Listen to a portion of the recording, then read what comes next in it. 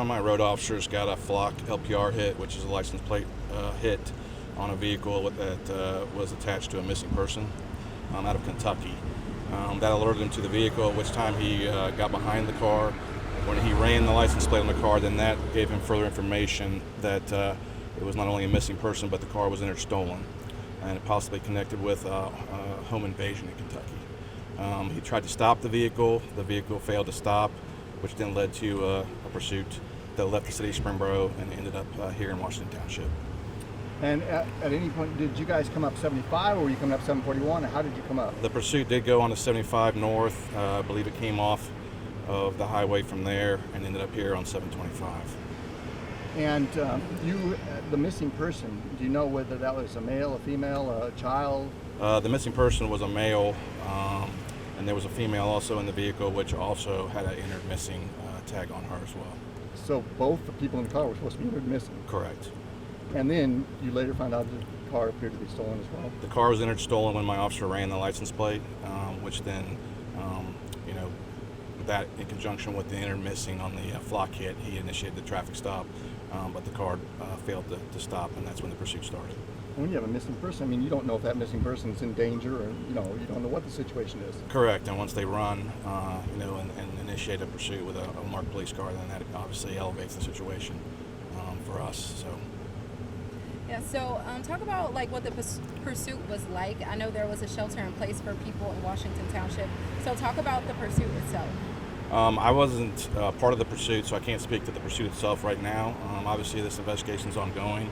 I'll let him comment the actions that took place after the pursuit ended here with the crash. Did you hear any speeds called out, Lieutenant, from your office? I don't recall at this time. Okay, all right, that's no problem. And you had, I think probably maybe right before the crash or whatever, you became aware of, the radio traffic that you had a chase going on and entering Washington Township. Yeah, approximately 8:55, we were notified by Warren County Dispatch that we had a pursuit coming into Montgomery County. At that time, our Washington Township crews were the closest and started getting up in the area. I think the crash was actually called out at 8:59.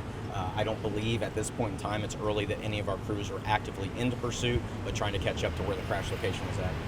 And then, did you get information that the people ran from the car, or how many people? Talk about that. We did. So as soon as the crash happened, we had multiple jurisdictions that were on scene that were notifying us that we had people fleeing from the vehicle, and that there was at least one person there. It sounds like a female was taken into custody at the scene and being treated for injuries, and that the male half, which was the driver, actually fled from the vehicle into the park area. Do we have ages on those? No, none of that just yet. So your male, young man runs into the park over here. Correct. What do you guys do at that point? So at that point in time, we have multiple crews come in, and again, this shows to the cooperation with all the jurisdictions, not only in Warren County, but now Montgomery County. Besides us, we had OSP, we had Miamisburg, we had Centerville.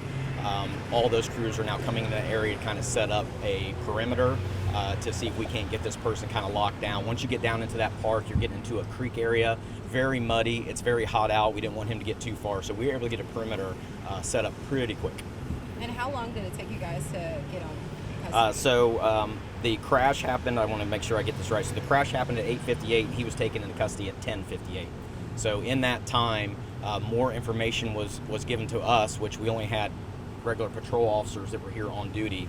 So we were then notified that these folks were possibly involved in a home invasion, had firearms that were now getting confirmed at the crashing that firearms were located.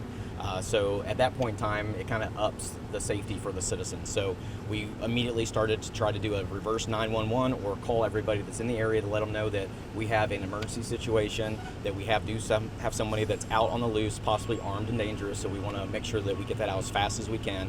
And at that time, we also made the call to go ahead and get all on-duty Montgomery County SWAT personnel. And they were also substituted by some U.S. Marshals that came down, and also our FBI Safe Streets were on scene as well to assist us. So you do the reverse 911, but then at some point you decided to lock down a lot of businesses and schools in the area. Oh, yeah. Well, not schools yet, because I don't think they've started yet. But you did send it out to businesses, right? Yeah, we actually made sure, because we're not sure. Some schools started today and some didn't, so we got to make those phone calls to make sure that we're making sure those businesses and those schools are safe. So out of precaution, we're always going to shut those businesses down, or at least give them the option to shut it down and shelter in place along with our residents when we have somebody that's running from the police that we believe to be armed and dangerous and possibly involved in some pretty violent crimes down in Kentucky. Okay, so you get the SWAT team in place and replace some of the road patrol officers that are on that perimeter. Yep. And now you're going into the park to try to find the guy. How does that work out? So actually what we did was the last known location where we saw him go out from the road crews, we started a 6-man SWAT team with our K9 who started going into the park. On the other side of the park, we also deployed SWAT team there and across the way toward the dealership, the Voss dealership. So we kind of had it surrounded in case we pushed him everywhere. All the canines started leading to the same location, which was right behind 8110 Paragon. Right in that area, there's a big drainage area. And we also had tracks and broken branches kind of led us there. So everybody kind of stayed on track. At the same time, we had OSP's plane that was up and circling the area. I believe Centerville, ourselves, and maybe even Miamisburg all deployed drones in that area to see if we could get any other movement in case we didn't have the person in that tunnel. Now, did he end up being down in a sewer pipe? Or? He did. So at that time, we continued to give commands. We were asking for assistance from not only Centerville's water treatment facility, but also Dayton. They sometimes have those robots that can go in the water, which we do not, that were coming to the scene to assist us. And at that time, he started making communication with the team that was down there, the arrest team that was down there, and he did comply and came out voluntarily without any incident. There was no use of force at the scene. So was he a little bit wet then when he's coming out of there? He was soaked. He was in probably 3 feet of water that was down there. He was actually having a hard time bobbing to get down to us. That tunnel actually opens up quite a bit, which is what our concern was. But like I said, luckily he came to us. We did have some other plans if he didn't come to us to get him out. But he was able to come out and comply with all of our orders once we know he was in there. You said, so you take him into custody without incident at that Correct. point. Yep. In the car that he was driving, which I believe was the black car back here, there were guns found in it? So all I know is that they advised that there were guns on the scene, and the reason they wanted to make sure that we were aware of that was because he had made statements to folks in Kentucky that he wanted to have suicide by cop, which again concerns us greatly. Make sure that our guys are aware of what's being told and what's being relayed to us. That way, you're talking, we're getting intel not only from an adjacent city or an adjacent county, but we're also now getting information from another state. So some of that was trickling in pretty late. So it was halfway through the scene that we realized that he had made some of those comments to folks that were down there, and those detectives were relaying that. So again, you start wondering why do we activate a SWAT team? We have a violent crime. We know he's armed.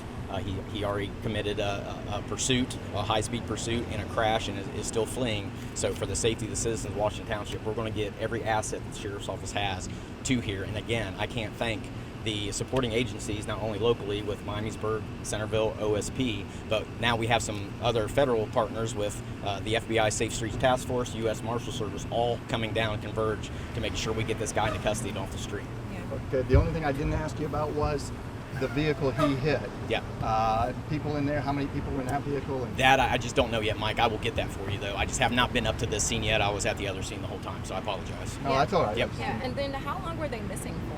That I don't know. I don't know anything about that other than they were entered missing. They were entered endangered missing because of what they were involved in, the stolen car, and the possibility they actually stole guns from the house they did the home invasion in. So they were wanted for felonies.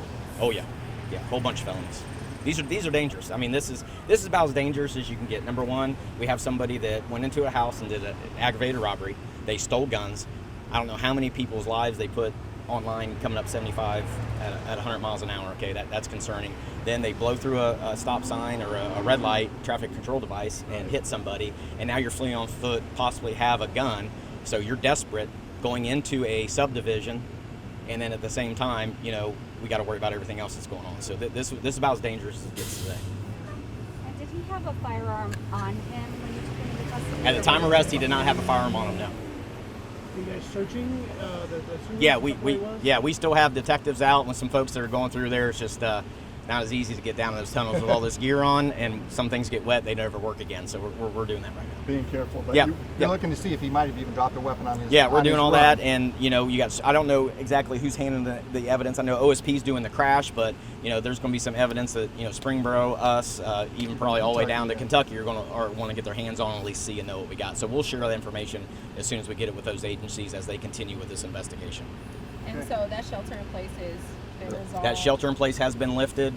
There is no more active threats to the community at all. And again, all that is done in abundance of caution. And that's something that's very transparent with the sheriff's office. As soon as we have something like this, a lot of times we will push these things out sooner than later, just to make sure everybody's aware of what's going on, because we know we had folks that were in those houses. We want to make sure he hasn't made it to a back door or barn or something like that. That's just what we want to make sure we get that. That's the best way to get that word out as quick as we can, with also social media being able to push all that stuff out.